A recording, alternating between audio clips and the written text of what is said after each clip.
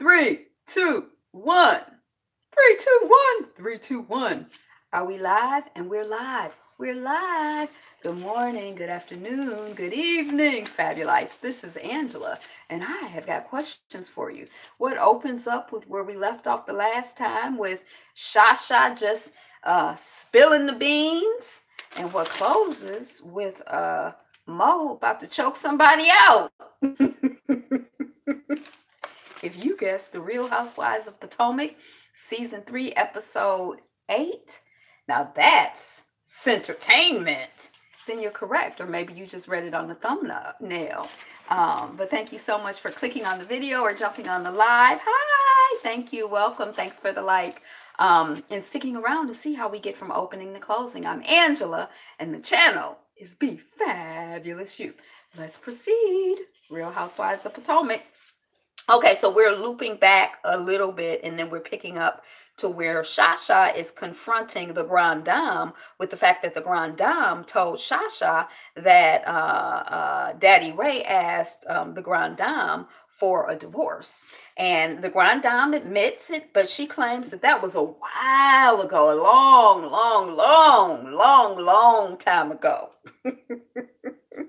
And Shasha, in her interview, says she's lying. She didn't say it was a long time ago, but we'll just go with it. Girl, Shasha, Sharice, is her name Sharice, Sharice? The woman done told you something in confidence last night, and you just spilling it. Okay. Messy Shasha. So the Grand Dame says that was a long time ago, and she said she's trying to be married. She was trying to be married and trying to be free at the same time, and that her husband was lonely. And so she had to, she had to adjust. Good evening, Day Day. She had to adjust what she was doing, and so she said that's what she did to make her marriage work. She's not saying it's perfect. Everyone looks at her and they think her marriage is just perfect, but it's not perfect, and that's her story, and she's sticking to it for now. So then the group loops back to Karen calling Robin Ditzy, and because someone is like, oh, is that why you called Robin Ditzy, or why you got so upset with Robin? And Robin is like, look, I got a degree. And Karen is like, well, my parents offered to get me a degree, but I turned it down because you see what had happened is that I'm an entrepreneur. And we're all kind of like, uh-huh. And then she's like, speaking of which, fragrance, discovery, spring, summer, fall, ground level. I'm just joking. She didn't say that, but didn't it remind you of the Sheree with She by Sheree? I was like, what is she talking about? Like, I could follow her, but it seemed a little incoherent to me.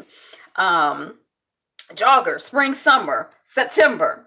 So then Ashley and Candace and Monique are kind of laughing, like they're a little bit embarrassed. I don't think that they want to laugh at her. They don't want to laugh in her face, but it's just so odd. It's odd. And then Ash in her interview is like, so you don't need college to succeed. I'm not necessarily mad at Karen. I'm not necessarily mad at her, and I don't believe that you need college to succeed either. But what I feel like is that I don't think that she's being truthful and honest. I think she's like saying some things that are not true. And I don't think you have to be, truthful and honest to succeed either. I mean, I'm not mad at her. I just feel like she sounded like she was talking some bullshit to me. I mean, I don't know. Maybe to the other people, it made perfect sense. I'm just telling you what I saw, what I heard. She sounded a little loopy to me. Speaking of which, so then ground level, sure. So the children, the young girls are kind of laughing at her. They're trying to be respectful, but it's a little bit challenging. And then the child in her interview, Ashley in her interview, that's where I was. Ashley in her interview is like, it did seem sketchy. I missed that. Ashley in her interview is like, so discovery, like if we were talking about a legal court proceeding where the attorneys are doing discovery, we got it. But in the context of business, I wasn't quite sure. She's like, so Ash is like, so you're discovering how to start a business with no money, or are you discovering different ways to avoid the IRS? And then earlier, the Giselle had clowned the Grand Dame in her interview. She's like, I've known Karen for a long time, and I've never known her to have a business or even to have a job. Oh wait, she did tell us that she worked at, I think it was KFC. So Karen, Giselle has already clowned her. Karen is not happy with the reception that she's getting. She can sense that people are kind of laughing at her, and she says that she's inviting them to be in on the ground level, the discovery phase of her business. And Giselle was like, okay, well, thank you for the invitation or whatever. She tried to clean it up. Mo in her interview is like, I'm here for the fun, but I know these women are not my friends, especially Ashley trying to flip something personal into something illegal. I hope Karen realizes that Giselle is not her friend this season. None are any of them anybody's friends this season. They like going like intense with it. I mean, it's like these reality shows are like, and maybe it's just scripted, and so they're not taking it personal because they know where the script is going, and so they cool with it. I don't know, because I'd be offended. I would be looking at Shasha like, I just told you something in confidence last night, and you already telling the whole table. That would just seem very like, like Monique's reaction, I could understand. She's like, these women are not my friends. I'm here. I'm going to hang out. I'm going to have a good time. But now I know what I'm working with. That's how I'd be. Unless it was scripted and, I'm in a play and then I play the role, So Karen is like, she gets Giselle in the room and she whispers to Giselle about Ray asking for the divorce. And from what I could gather, it seemed like she's like, I remember I knew you when this happened, but I didn't tell you. And then Giselle in her interview is like, first she said it was a long time ago, and now she's making it seem like she was trying to that Ray was trying to protect her from the IRS.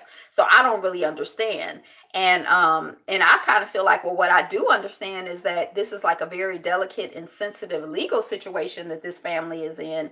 And I would be trying not to say anything about anything that Karen and Ray had going on. You know what I mean? Because I wouldn't want to say the wrong thing and have people go to jail, or, I don't know. I don't know anything, And I just kind of felt like I wouldn't have even made that comment about Ray trying to protect her from the IRS. And Giselle is on the TV telling her friends business, like you say. That's how we treat our friends? Because I don't want you to be my friend. I don't want her to be my friend anyway, or she doesn't, I don't know. Okay, so then we see Ashley and Robin and Shasha, and they're in Karen's room, and they're looking for Karen's other wig. They had heard she had two. Mo and Candace, we see them putting on their bathing suit, because the whole group is like, hey, let's go change clothes and hang out in the hot tub, smoke cigars, swim, whatever. Let's just hang out around. And Candy Ace, when she come downstairs, her little swimsuit is super, super cute. And I'm like, I might have to get me some strappy, swimwear, because on Married at First Sight, Shawnice had like a strappy swimsuit number. And I was like, that is super cute. I've never had a one-piece swimsuit. I would have had an issue with her going through my stuff. Yeah, now we'll get to it, but I was kind of like, that whole scene, I'm like, oh my God, they looking for the woman's wig. Where's this going? What's gonna happen? And the little young girls, all of the women are attractive women. They all are well put together and attractive women, so they all look nice or whatever, and they show off what they working with or whatever. The group reconvenes and Robin announces that we have a new friend in the house, Kern Huga, or whatever she says. And then Ash does a Grand Dame imitation. It's very funny, silly. They intersperse her imitation with real live footage. Karen is just really enjoying it. She is really cracking up. And I was really glad that she took it well, because I feel like it's already, in a way, seems like it's been a tense season, and like some serious stuff has come up. So I was like, oh my gosh, I don't know if I can take the pressure of a big blowout over this. But Karen was really, she was a good spirit about her. She had a good, she was a good sport about it. And Karen is like, she basically takes it as imitation is the highest form of flattery, and so she figured this child is imitating her. That's because she crazy about her. Ash is like, the trip is a success. Robin is like, dang, finally everybody's getting along. Everybody's guard is down and we're actually, enjoying each other's company tonight. This is cool. And it was cool. I'm grown I've grown to really like Karen this season. I think I have too. Or to understand her more, you know. And I mean, I think like now that I understand her more, I think she is more likable. Or, um, we see Mo at her house, and she is updating her husband on the trip. And then we see Ashley updating her hubby. Then we see Candy Ace, she's out to lunch or whatever, and she's updating her fiance. And she's like, it seems like there's always a concern, i.e., keeping up a mess in this group. And then Monique is telling her husband and I don't know who that guy is. Is that her cousin? Who is that guy? But that guy, I think we've seen him before. And I guess he has some kind of role because he in her house. Um, and she's telling them that Ashley was concerned and told her friends the way, right, Candy Ace. Especially when we see she got the ace in the hole with the candy with her swimsuit. I don't know. I just like the way it's spelled, Candy Ace. I got Candace. So Ash is up. So, Monique is like, Mo is like, they're concerned, and she's told her friends that I was driving drunk, and that's why I crashed. And Candace is telling her fiance, I just assumed that Mo was tired. And Ash is like, Ash said that Mo had four drinks. Mo said 2 drinks. And then the fiance of Candy Ace is like, well, that sounds messy, not concerned. And then we see Mo, and she's like, why not wait until you get, why would you wait until you get with the Green-Eyed Sisters? If you're really concerned, why wouldn't you talk to me directly? It seems shady to me. I don't trust none of them. And the hubby of Mo is like, well, I don't think that Ash rolls with the Green-Eyed Sisters like that. And Mo is like, I think Ash rolls with the Green-Eyed Sisters more than you think. And that's what, I'm starting to realize, that she's just like them. And then in the interview, she's like, I agree with Monique. I thought that me and Ashley were building a friendship, and I'm hurt. If I'm friends with you, then I have your back until the end. And Ashley only knows about having her own back. One thing that I am enjoying about this season is that so far nobody like even Ashley I don't really hate, and maybe it's because her whole situation with her mother is humanizing her more. And so I just feel like, sometimes in relationships we make mistakes. Sometimes, you're trying to have fun and you hurt somebody's feelings, but and you just have to learn to be a better person from it. So I kind of feel like I do think that the way that and then plus they have the pressure. I can't stand Robin and Giselle, the Green-Eyed Sisters. And then also they do have the pressure of being on the reality show and trying to make it juicy and interesting. Because I don't know if everybody remember, but last year and the year before, oh, Potomac, they're so boring. We hate Potomac. And so it's like they were under all of this pressure. So, not only just like in real life, regular relationships when you make a mistake, but trying to navigate those relationships on TV to make it juicy for the watchers, to make people like you, like all of that is they juggling a lot. The pressure is heavy on these ladies. So she says she's hurt. And I believe that. I really like Mo, sort of, kind of.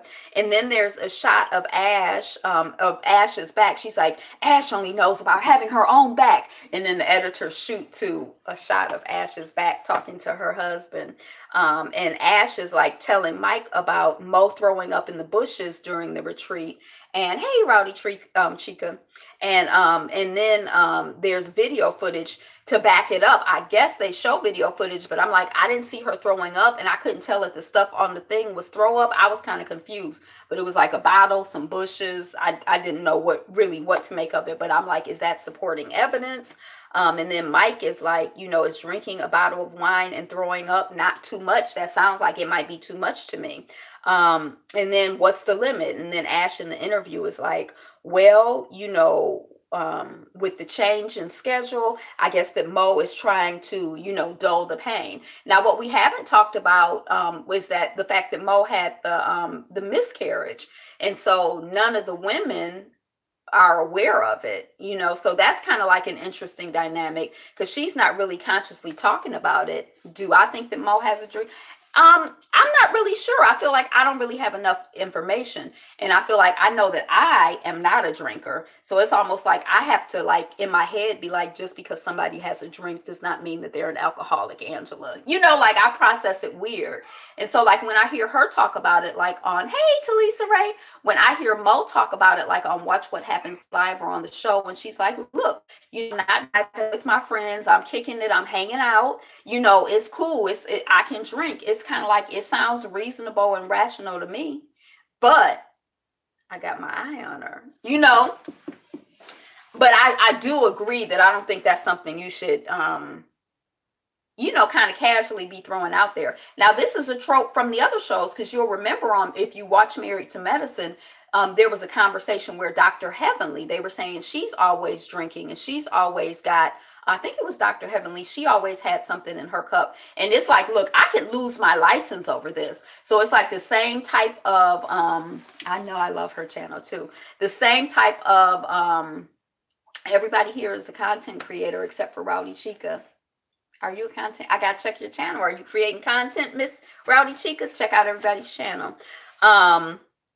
So I don't know if they've like found kind of like a recipe for, like, because it seems like there's a new trope developing on reality TV, or maybe I wasn't conscious of it, but where you threaten somebody's reputation. So when the people said, oh, on Real Housewives of Atlanta, Candy was trying to drug you and take you into her sex dungeon, that's like threatening her reputation. When you say that Dr. Heavenly is an alcoholic, that's threatening her reputation and her medical license. Now, Monique is like, you're threatening, my whole life that I built and my reputation for doing service. I'm an esteemed lady who lunches, and you threatening my reputation. So, I think it might be part of the recipe. I'm better at supporting. Yeah, no pressure. I was just double checking.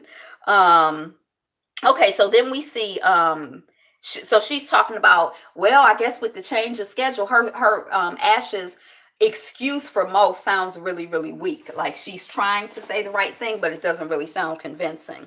And then we see Candy Ace and not and her fiance. Oh, Candace and her husband. That's not her fiance. Oh no, right. Candy Ace and her fiance. And she's like, look, Monique is on vacation. She don't have her children with her. She don't have her husband with her. That's not a drinking problem. That's just her having fun. And then Mo is like, that's why I don't deal with people who have nothing to lose. I do charity all over. I have a reputation to maintain. And a DUI is a serious accusation. It reflects a lack of judgment. And, so I'm trying to turn over a new leaf, instead of going from 0 to 100, I was trying to go to 0 to 75. And her husband is like, it sounds like they trying to get you, they out to get you, Mo, So, I liked what she said. I don't know why, but when she's like, that reflects a lack of judgment. And, this is my reputation. I like how seriously she's taking it. Buzz drinking is drinking and driving, though. And like, as the show, like later on, when we had the whole conversation about what Ash did, I thought that was an interesting point too, and even if you don't have an accident, if you out here, buzzed and driving, is that safe just because you don't have an accident, just because you don't get caught, But again, I know that I have, since I don't drink, the way I perceive things is like, yeah. And then we have, that's why Mo crashed.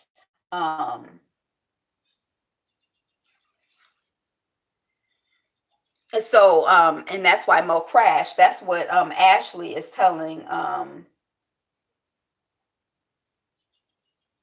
Oh, wait a second. Okay, I think I done missed the page here. Um, Oh, right. So it sounds like they're out to get you, Mo. Okay, so then we have the former First Lady Giselle, and she's doing her First Lady thing. I'm like, is she doing the First Lady thing? What's going on? She's pretending to preach or whatever. And what is she practicing? And then, oh, she's embodying being a First Lady. I guess her Ashley is full of it. Ashley is full of it. And then because her ghostwriter has told her to go back in time and embody that, and she lets us know that she is not a preacher. When I guess her girl comes over, the other green-eyed sister, she's not a preacher, but that she would get up and say things. Just the whole way she phrased it, it sounded weird. Like, say what types of things, ma'am? Like, would you make announcements? Are those the type of things to say?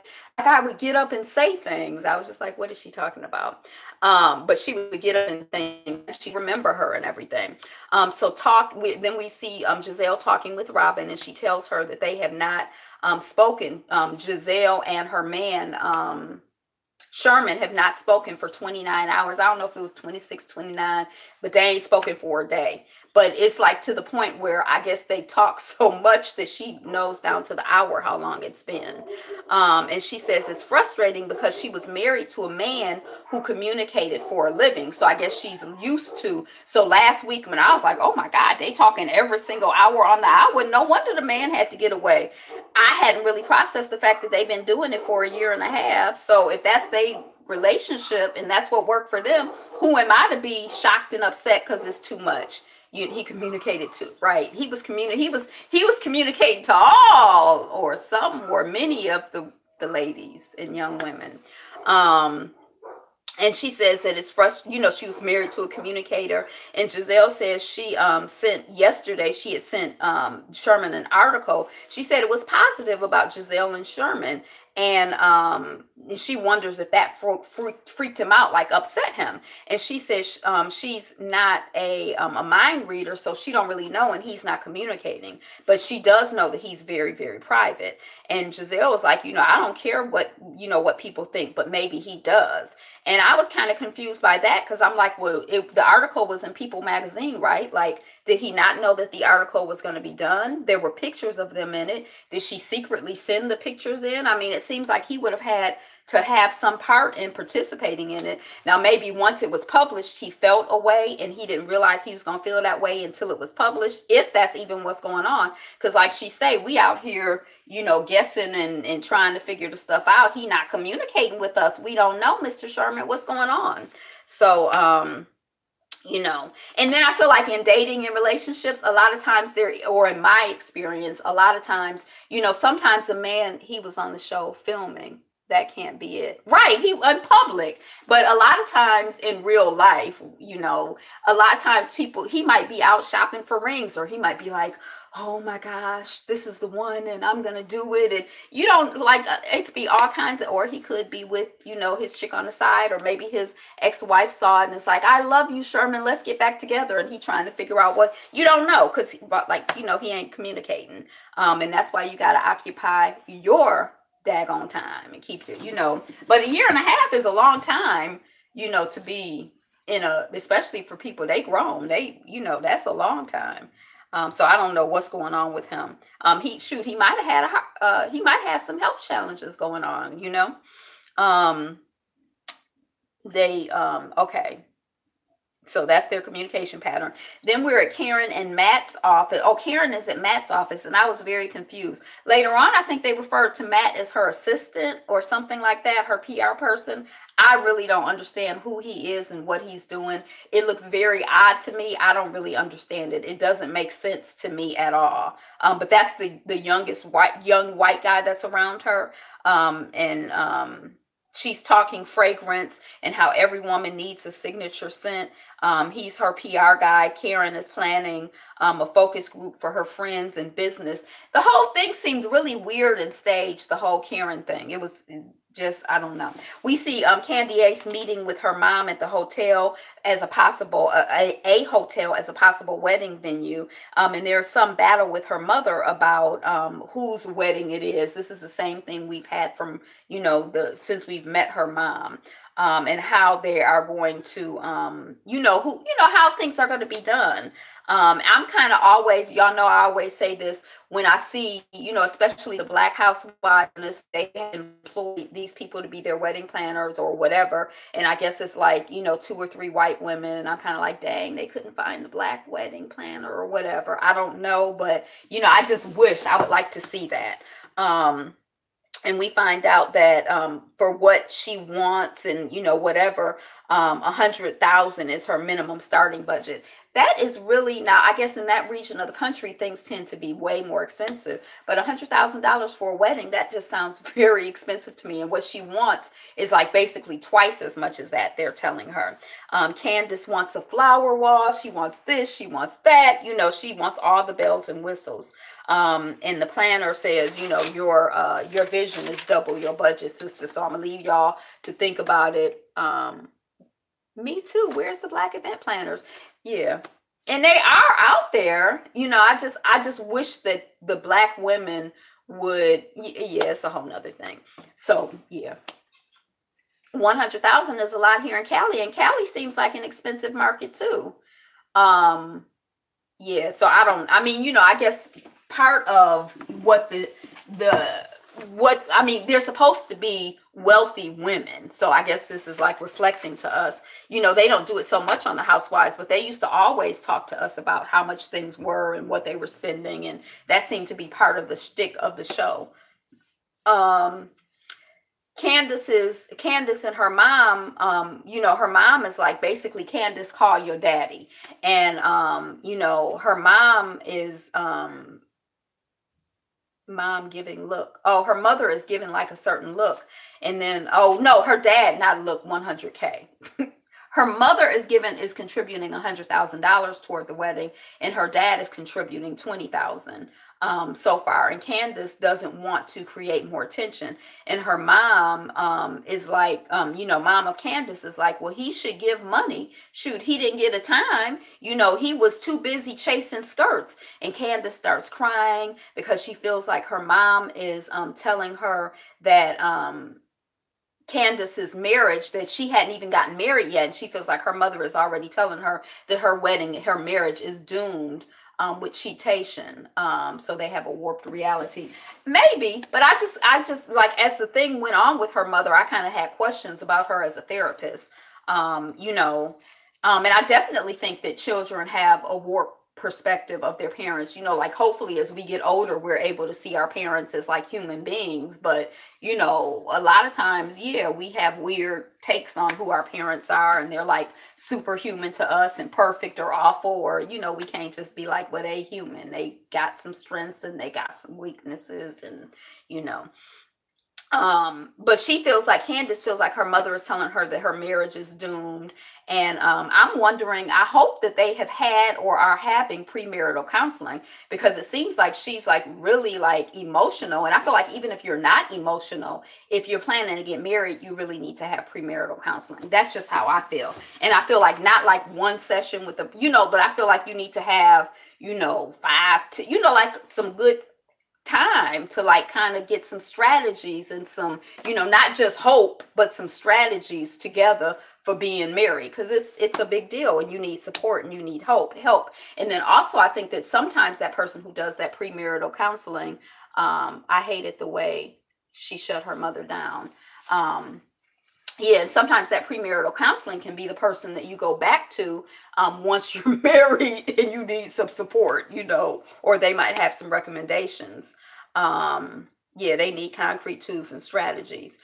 Candace is like, this is not the place for her mom, the time or the place for her mom to talk about her issues with him from 30 years ago. And that's how I kind of feel like. I kind of feel like when the mother is like, the mother is like, yeah, he left you 30 years ago when you were a baby. I'm like, he probably did not leave the baby. He was probably leaving you, the mama. And it sounds like you, the mama, have not really because this is why it feels to me like you, the mama, have not really worked out what happened in that relationship, because I feel like it's never, when a relationship breaks down, I don't feel like it's ever just one person's fault.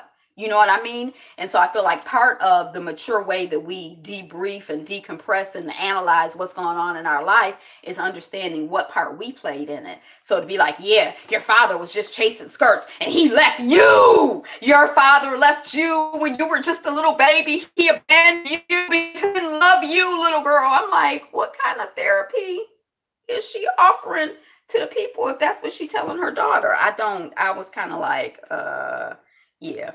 Um, yeah, he walked out on you when you were a baby. So, we talked about that. And then Candace leaves and she's distraught and she's crying. Now, from the preview, I thought that she was leaving and distraught and crying because she was trying to bring her daughter back to reality. Yeah, maybe. I mean, I don't know.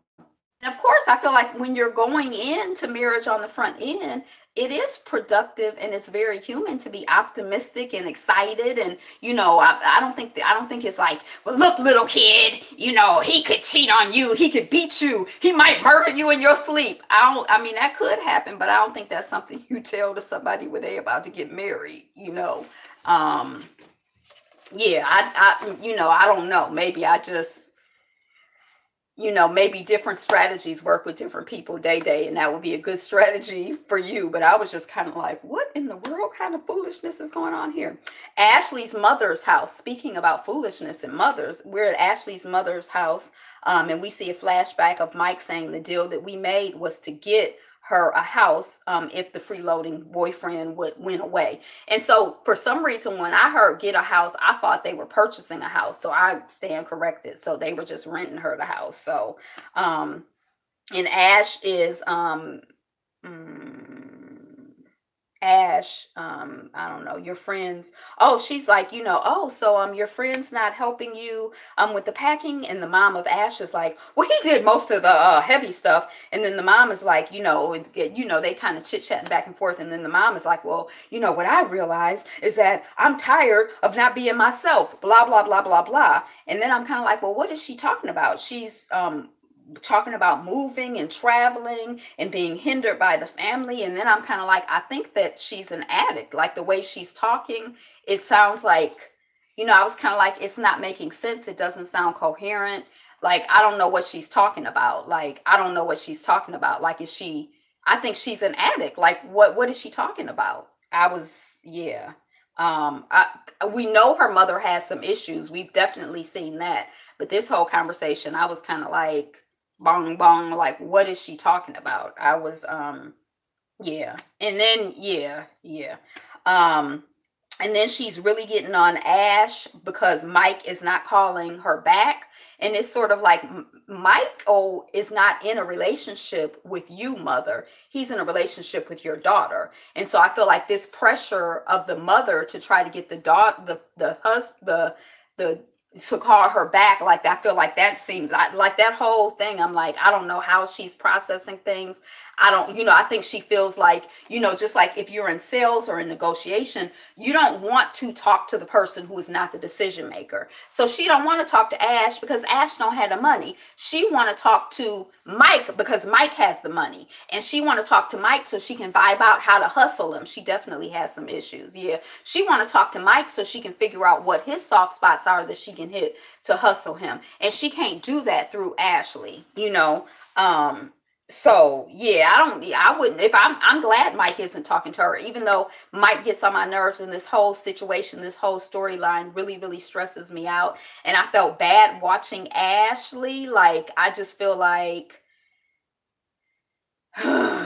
like your relationships with your parents are so important and so formative and so key in how you relate to yourself and relate to the world. And I'm like, this poor child, people are saying she's on drugs, but I don't know if she's on drugs, but she's gambling, something is not right. Something is not, like, the way she's processing information. It sounds, and maybe she's nervous because she's on camera, but I just feel like she was making some, like, I'm saying dope fiend moves, not necessarily because it's something that's not, something is not, she go to work something is not right. something is not right. And I know that there are a lot of people in this country who go to work every day and who deal with issues of homelessness, who deal with all kinds of things, like even though they go to work every day. But this woman something is not right. And I think she's addicted to something. Yeah. If you loved your family, you would cut off like mother is using like high pressure emotional blackmail tactics on her child. And it's like Ashley barely has the resources to deal with her mother. Like you can see that, like, she's really trying to deal with her, but that emotional manipulation and blackmail, especially when it's your mama. I mean, that's your mama. Yeah, Ashley, I just feel bad for her. Her mom is manipulative. What do you want me to tell you so that you can report to Mike? And Ash is like, if I was single, I could barely take care of myself, or something she said. I rewound it, but that's the gist of it. So she understand that she about to jack up her whole, situation. And I don't know, not just the financial part of it, but like the relationship part of it. Like if this is somebody she married, she probably care on some level for him. I don't really feel like Ashley is just in it for the money. I feel like the money is a nice perk, but I don't think she wants to be divorced from the man. She done married the man. She got hope for the relationship. And over her mother, I can't say she's never, but we know her mother has a pattern, according to what Ashley is telling us, and according to what we're seeing, of not really being there for Ash. So it's just painful to watch. I'm like, oh my gosh. Then we're at Karen's event, and Matt, her assistant, is there. And there's another white woman there, and she's going to be testing the development for the fragrance. So Karen lets us know that she hasn't selected who she's going to hire to develop the fragrance. This woman is basically on trial. So this event is like some trial that Karen is doing to develop her fragrance. And so Monique and Shasha arrive, and then Candace comes, and then Ash comes after she and Monique have chatted. And then Mo is like, oh, after Shasha and Monique have chatted. And Mo is like, I don't care about no Ash. She's going to see a different me. For her, I've got nothing. That's basically where Mo is. Giselle comes in. Robin comes. Sue, that's the white lady who's the fragrance the mistress of fragrance. She takes over with her entertainment activities. And then Karen says she's showing the women, I'm showing the women what I do on a daily basis. Y'all, when Rox does her imitation of Karen, I don't know why. I know it's coming, but every time I crack up, and I can never do it. And it doesn't exactly look like Karen, but it's funny as hell. Okay, so anyway, if you don't watch Forest Rock, she does reviews, and her imitation of Karen is hilarious. Okay, and so Giselle, okay, blah blah blah blah blah. So this entertainment, and then Karen is educating these women about how to do business. This is how it's done. This is what she does in a day. And okay, so on a daily basis, that the Grand Dame is in the fragrance business. And then Robin, and she says she's confused by Monique's dryness, because they can tell Monique is not the bubbly person, outgoing, chit-chatty person that they're used to, and her quietness, and since she's usually so talkative. And the last time, she was like, they were having so much fun, she just doesn't know what's going on. And she is making the fragrance mistress is going to make each of the ladies a personal fragrance. They go through a thing and they test, you like woodsy, do you like floral, whatever. They go through the whole thing. And and that's cute that they get a personal fragrance, although I feel like, yeah, I mean, I feel like, I guess she's so at the very beginning of her development of her fragrance line. I'm like, you should be sending them away with your scent so that they can start wearing it and, selling your line, they personal fragrance, unless your line is going to be people developing their own personal fragrances. I don't really see how that's, building her business, but it seemed like a fun girls' night out type event. Giselle asked Monique, what's up? Ash and Candy go to the restroom, and Mo is like, oh, it's not you at all. I'm detoxing from Ash. And then Shasha is like, well, Ash insinuated that, Mo was drinking and driving. And Robin is like, but you were fine, the last time we saw you. So, y'all were whooping it up in the hot tub and having a good time the last time we were together. Now, we talked about this before, because there people sometimes have this rule where they're like, if you have something to say to me, then you have to say it right on the spot as soon as the incident happens. And I'm like, sometimes people need to process stuff. And I think that Mo was one of those people who's like, you have to say it right on the spot as soon as it happens. But remember, during the thing, she was like, I'm going to press pause, not stop, because she wanted, you don't always want to deal with stuff right then. That's perfectly normal and human. And then Mo is like, well, I was toasted. And Robin is like, so you got drunk because you were mad? And Mo is like, I wasn't drinking. I was smoking a cigar and my drink had got knocked over. That's what had happened. I don't know if it makes you sick, but it seemed like it's always like and then what had happened was my drink got knocked over. And the reason that I was throwing up is not because I was drinking, but because, it just seemed like it's a lot of, I'm like, is she protesting too much? Or I don't know if it's a legitimate, if she feels defensive, but she seems defensive to me. So we see that same evidence again.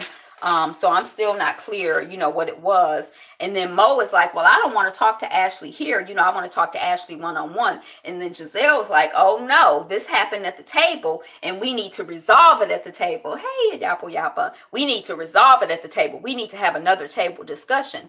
And then in the interview, Monique is like, advising Candace, Monique is like, she advised Candace to be transparent. And now Mo needs to take her own advice and be transparent.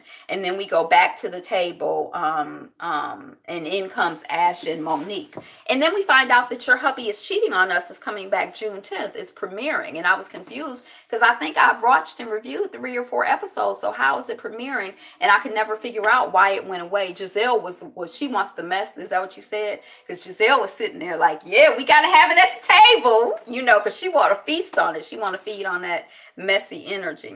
Giselle, when Ash comes back and Ash is like, well, what's up? And Giselle was like, well, Monique is mad at you.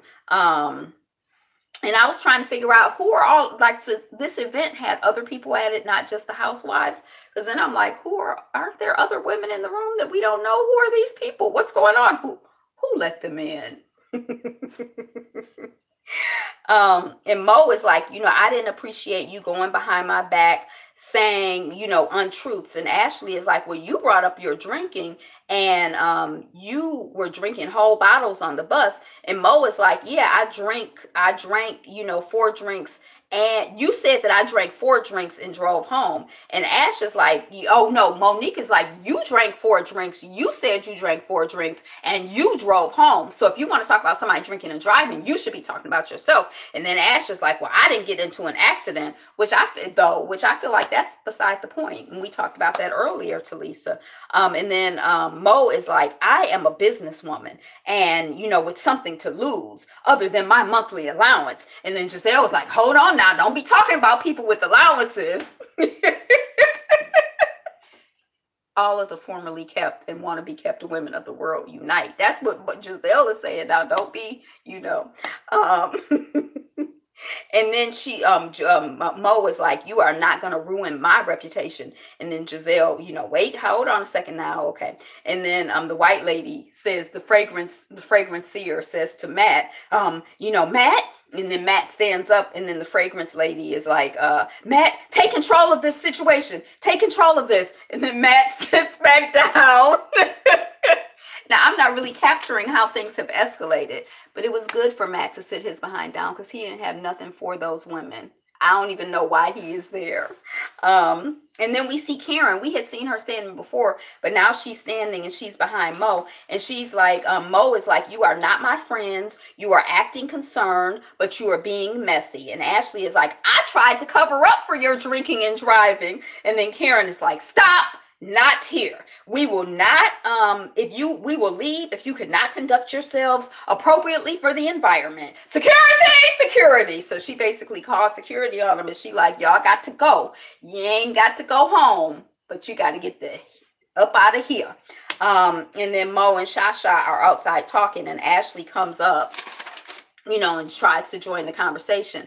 And Mo is like, you can fly away with those wings, bird, fly on away. And then Ash is like, she doesn't leave. And then Giselle and the other ladies join. And then in the interview, I don't think Mo got into, and then Ashley in her interview, she's like, well, I don't think that Mo got into an accident because she was drunk. She was just tired. And the martinis didn't wake her up any. And I'm kind of like, if she was trying to clean it up, she didn't really do a good job. But it is serious accusing somebody of drinking and driving, I think. And I don't know. I guess they can't retroactively go back and test to see if you were drinking. But, I wouldn't want anybody maligning my reputation. And then it's kind of like this thing that happens on the street where they're talking. To me, it's like they're even divided by skin color, which I was kind of like, wait a second, what? Because it was like Shasha and Monique on one side, and then Ashley, the Green-Eyed Sisters, and the Grand Dame on the other side. And then Mo goes at Robin when Robin says something, and then Robin is like, but you were drinking, and I was concerned, and now you coming for everybody. Like, first you was coming for Ash, now you coming for me. What, you gonna come for everybody? And then Mo is basically like, back up off me. And then Robin is like, what? Or what? Back up off you or what? And she steps closer to her. And then I don't know exactly what had happened, but the next thing I know, Mo basically got the umbrella or something in the woman's neck. And she like, I will cut you. She didn't say that, but she like basically, I will choke you out with this umbrella. Oh, Robin told her to shut up. Giselle wants the mess. The mod squad is here.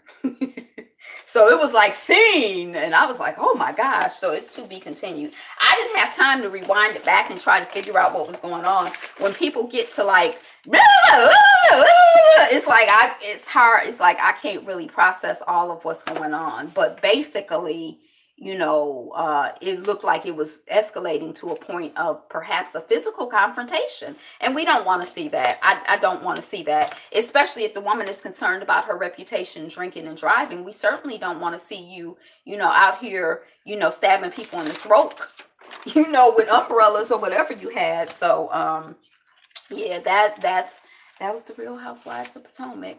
So I don't know, I haven't been able to listen to anybody's reviews yet because I just put mine up and I don't listen till I put mine up. But good night. But I'm curious to hear what people are saying because they sure don't seem boring this year. I don't want them to get, I feel like a little bit of, tension is okay, but I really don't want to see, I don't want things to let's keep it, realistic for, I don't know if you and your friends be out there fighting and, but I don't know. That's not, I like something that's relatable to me, Sometimes the love and hip hop stuff is like beyond what I can relate to, So that's what I got. That's what I got. Thank you for being here. Today is the best day ever, and you are the greatest. So be you. Be fabulous. Be fabulous, you. Even if I don't know what the heck is going on. Thank you for your support, sir. I was surprised that I had my best friend's wedding on demand. But anyway, so that's it. Bye. Oh my gosh, 47 minutes. We've been here for a long time. Peace.